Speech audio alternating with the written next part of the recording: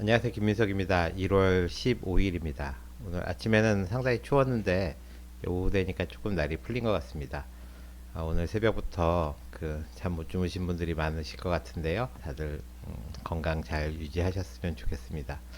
제가 지난 주말에 그 논문을 하나 읽었는데 이제 항산화제에 대한 내용이었습니다. 그래서 제가 원래 항산화제는 그렇게 별로 믿질 않거든요. 그 뭐 우리 몸에 들어가서 이게 도대체 작용을 잘 할까 이런 의심이 있었는데 그 논문은 이제 항산화제가 우리 몸에 작용을 하는 게 바로 몸에 흡수돼서 작용하는 것도 물론 있지만 대부분은 이제 장내 세균을 거쳐서 그 작동을 한다는 그런 논문이었습니다. 그래서 제가 워낙 장내 세균에 관심도 많고 그럴 법하다. 그래서 이제 그 이후로 항산화제하고 장내 세균이 어떤 영향을 주는지 뭐 이런 것들의 논문을 쭉 읽어서 이거를 이제 좀 소개를 해드릴까 했는데 내용이 너무 어려울 것 같아가지고요.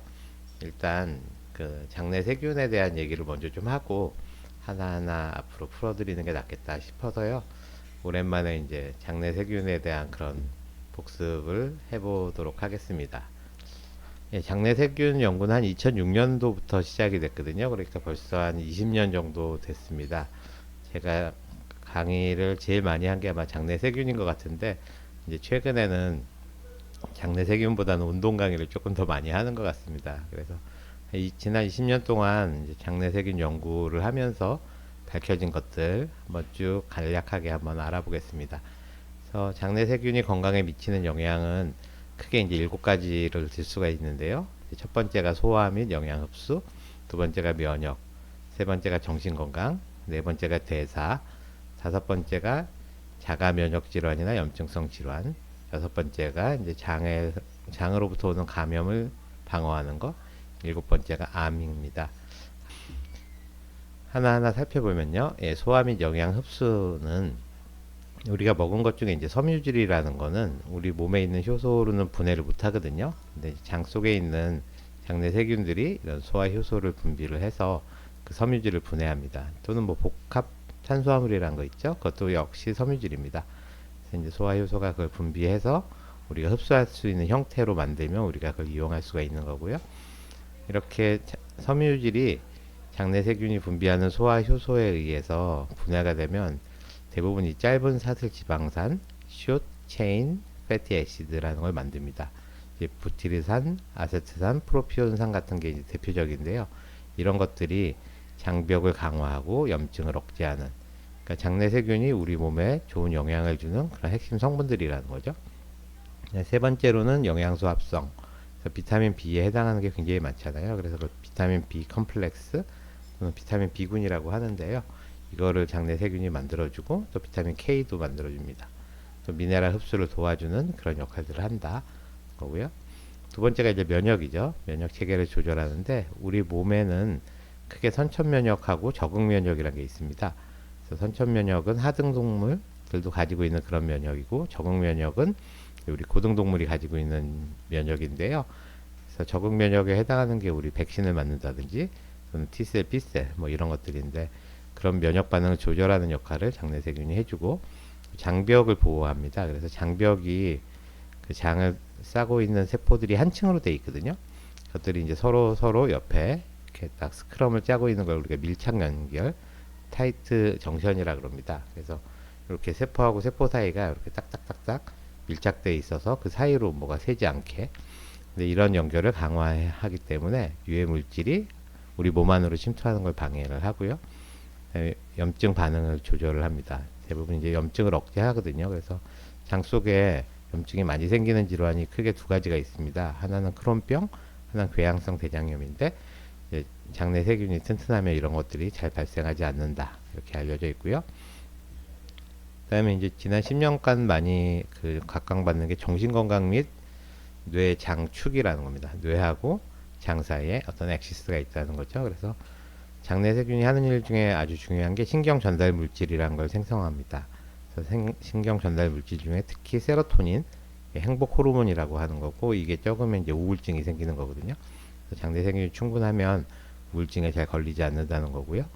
이거 외에도 도파민이라든지 노르에피네프린 이렇게 공부하는 데 관여하는 집중력에 관여하는 그런 신경 전달 물질도 만들기 때문에 우리가 학습을 잘하고 공부를 잘 하려면 일단 장내 세균이 충분해야 된다. 그런 말씀 드렸고요.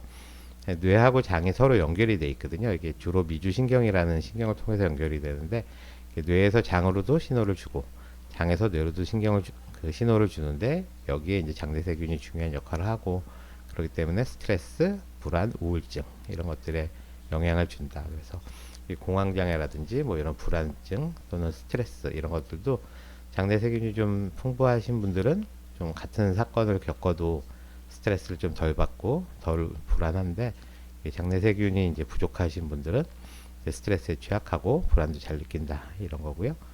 신경 염증 억제라 그래서 우리가 이제 이 뇌신경 안에도 어떤 염증이 생기거든요. 그렇게 되면 이제 뇌세포들이 퇴행을 하게 되는데 대표적인 병이 알츠하이머나 파킨슨병입니다. 그래서 이런 것들도 장내 세균이 튼튼하면 이런 발병을 억제한다 거고요. 이제 대사질환, 뭐 살찌는 거하고 당뇨, 고혈압 뭐 이런 것들이죠. 그래서 일단 체중 조절, 이게 이제 2006년도 처음 나왔을 때 체중 조절이 히트였죠. 그래서 에너지 대사하고 지방 저장을 이제 조절하는 게 장내 세균의 큰 역할이라는 거고요. 당을 조절해서 인슐린 민감성을 높인다. 그래서 이제 이형 당뇨병의 그 발생을 줄일 수 있다는 거고요. 또 콜레스테롤하고 중성지방을 떨어뜨리는, 그래서 당이나 지질 대사에 관여를 해서 체중을 조절한다. 그래서 이제 살 빼는 유산균 뭐 이런 것들도 나와 있죠. 네, 염증성 질환 및 자가 면역 질환이라 그래서 아까 그 장하고 장벽 사이가 이렇게 타이트 정션으로 연결되어 있다 그랬잖아요. 이게 좀 벌어지면 리키것이라 그래서 우리 몸 안에 있는 게 장으로 이렇게 새어 나옵니다. 이제 누수가 되는 거죠. 그건 이제 장 누수 증후군이라고 하는데요. 이렇게 되면 이제 염증이 유발되면서 류마티스 관절염이나 일형 당뇨병 이런 것들이 우리 몸의 면역 세포가 우리 몸을 직접 공격하는 거거든요. 자가 면역 질환이라고 하는데 이런 것들이 발생하게 된다는 거고요. 또 아까 말씀드렸던 크론병, 궤양성 대장염을 염증성 장 질환이라 그럽니다. 인플라마토리 바울 디지즈인데요. 이런 것도 많이 생기게 되고, 또 이제 요즘에 아이들이 많은 거 알레르기, 비염, 아토피, 천식. 저희 어렸을 때에 비해서 많이 올라간 그런 질환들도 장내 세균의 다양성이 부족한 게 그런 원인으로 밝혀져 있고요. 그다음에 이제 감염에 대한 방어, 그러니까 우리 대장균이나 병원균 같은 것들이 장에서 이렇게 많이 자라서 뭐 콜레라나 이질이나 뭐 장티푸스 이런 것들이요. 이런 게 이제 장에서 자라는데 이제 장내 세균이 자리를 잡고 있으면 병원균하고 경쟁을 하기 때문에 이런 병원균들이 잘 자랄 수가 없고요. 또 어떤 세균들은 항균 물질이라 그래서 세균을 죽이는 물질을 만들어서 유해균이 잘 못 자라게 한다. 이런 것들도 많이 연구가 되어 있고요. 그다음에 이제 암 예방 및 치료.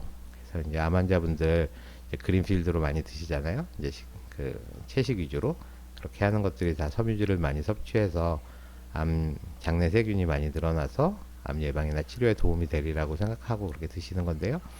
실제로 항암 성분을 만들기도 하고 또 면역 반응을 촉진시키기 때문에 항암 효과를 주는 그런 여러 가지 장내 세균들이 있고요. 요새 많이 쓰는 키트루다 같은 면역 항암제 이런 것들의 효과를 높인다 이런 보고도 많이 나와 있습니다. 7가지는 알아봤고요. 기타로 심혈관 질환, 이게 콜레스테롤하고 혈압 조절을 하는데요. 특히 이번에 이제 제가 읽은 논문들, 그러니까 항산화제가 이제 심혈관 건강에 도움이 되는 그런 메커니즘은 주로 항산화제 중간에 장내 세균이 그 항산화제를 변화시켜서 그것들이 이제 심장병에 도움을 준다. 그런 내용들이었고요. 또 이제 피부 건강, 이것도 이제 피부에 생긴 염증들이죠. 여드름, 습진, 건선 이런 것들을 이제 줄여주는 데 역할을 한다는 거고요. 최종적으로는 이제 세포가 죽는 게 결국 염증 때문이거든요. 그래서 그런 걸 염증성 노화라 그럽니다. 그래서 인플라메이션하고 에이징을 줄여가지고 인플라메이징, 염증성 노화라 그러는데 이런 것들을 줄여줘서 이제 건강하게 지낼 수가 있다. 그래서 이제 주로 채식을 많이 하시는 비구나 비구니 스님들 보면 나이를 잘 알기가 어렵거든요. 피부가 너무 좋으시고 굉장히 그 노화가 천천히 진행되는 걸 볼 수가 있는데요. 그만큼 이제 장내 세균들이 다양하고 튼튼하고 많고 이래서 노화가 예방되는구나 하는 걸 이제 느낄 수가 있습니다. 그래서 우리가 이제 장내 세균을 잘 유지하려면 먹는 게 일단 제일 중요합니다.